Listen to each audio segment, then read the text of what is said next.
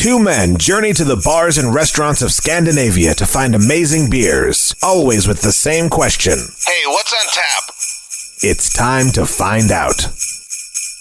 Okay, day 21. Just a couple of days left till Christmas. I know we're all excited. Martin is here once again. Anything you're hoping to get for Christmas this year? Oh, man. I got everything I need. All right. But it feels good to be back on the show. So if last episode was a hat trick, I don't even know what this makes it. I don't know. It feels good. I don't know what you would call 4 in a row. Soon there is no Matthias. There's only Martin. There is, yeah. Well, he has moved out to the countryside, so pretty soon I don't think we'll ever see Matthias. He's nesting these days. Oh, man. So you might become the new co-host. I still need to grow out my beard. Yeah, that's kind of one of the things we have. You have to grow a much bigger beard. Yeah. Much fuller beard. Although I did. Speaking of beards, I saw this thing on. This guy did a Tinder experiment where he took 4 photos with a beard, wearing different clothes and doing different poses, and then he shaved the beard off, did the same photos, same clothes, and everything. Posted 2 profiles to see which one would get more matches. More matches. Yeah, matches. And he said that the one with the beard got much more matches than the one without the beard. Wow. Except for, I think he said Asian women preferred him more without the beard. Wow, that's really interesting. Yeah, it was a weird experiment.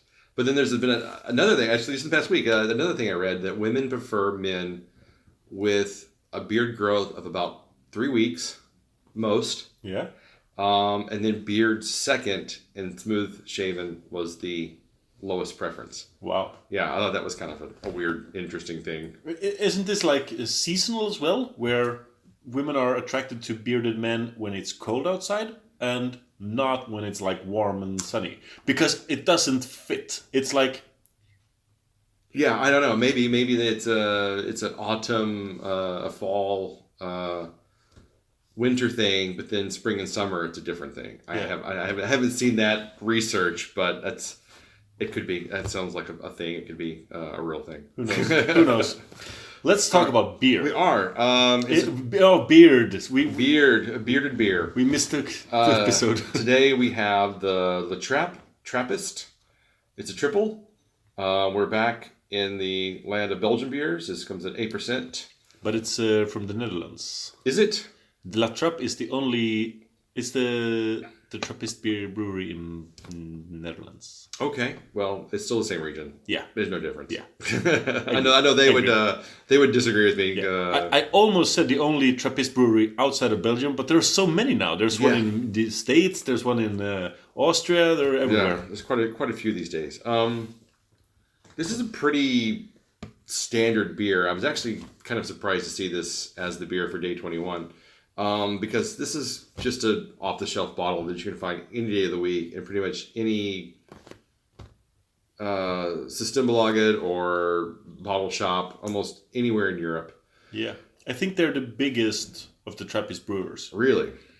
Based in Koningshofen. See, I know many things. You do know many things. So yeah, this is mass-produced, basically. Yeah. But it is made by the proper monk, so it can have the Trappist... Yeah, it smells just like a Belgian Trappist ale, which I quite like. I think it's got a great rock. What's it called?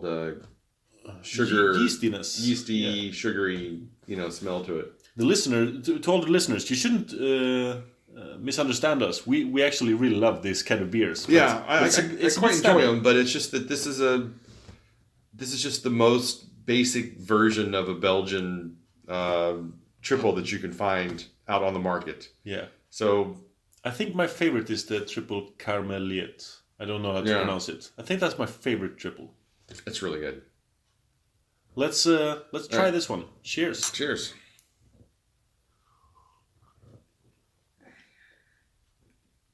Yeah. If you like Trappist triple, Abbey style ales, you'll probably really enjoy this one. Yeah. It's got that slightly boozy finish to it.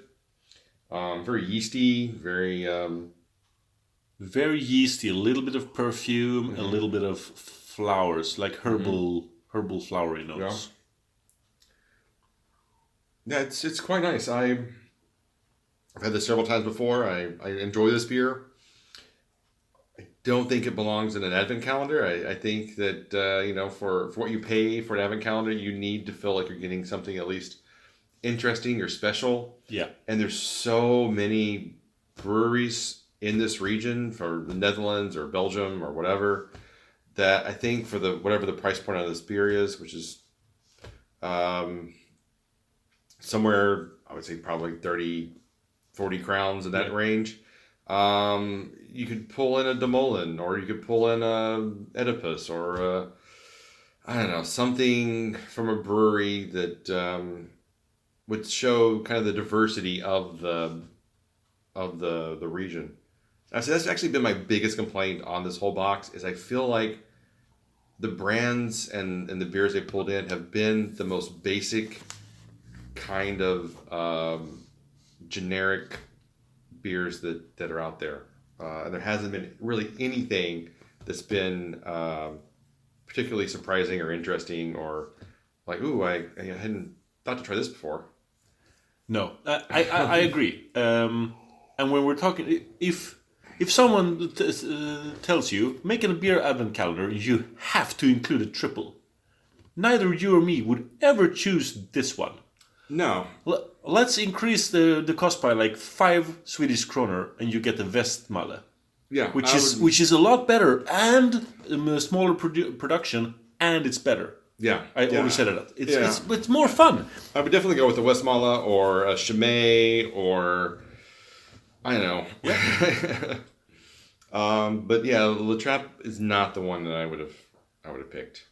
It deserves to be on the shelves, because it deserves to be picked up by consumers that want to get this kind of Belgian experience, but has a different price range for the beers they buy than you or me. We do tend to gravitate towards the more expensive ones, and it's good to acknowledge that.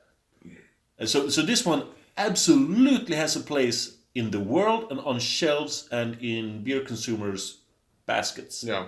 But not here. No, I completely agree. And it just feels like this calendar has been a real disappointment on many levels. It's just been over and over again. It's just been like, oh, okay, well, this is a pretty good brewery, but this is the most generic beer that they make. Yeah. Or, just, I've never heard this brewery before. This is not a good beer. But even like, if they just stuck to one region and just picked like a select group from that region. So if they just done like Scandinavian and just done Denmark, Norway, Sweden, you could easily fill out a box with beers that come in between 25 to 40 crowns, and it would have been dynamic and diverse and interesting, from Lervig or Norway, or you could do Brewski. Yeah. There's several here in the Malmo region. You could do a whole box of just Danish beers, honestly, just from Copenhagen. Yeah. There's so many breweries over there. But I'm sorry, I'm on my little soapbox here, because I've just like 20 days in, or 21 days in, and the next 3 days, I just pray for something better. All right, so having railed on, what do you give this? It's super standard. It ticks the boxes. It's a triple. 3.25. 3.25. I'm gonna go just slightly higher, 3.5.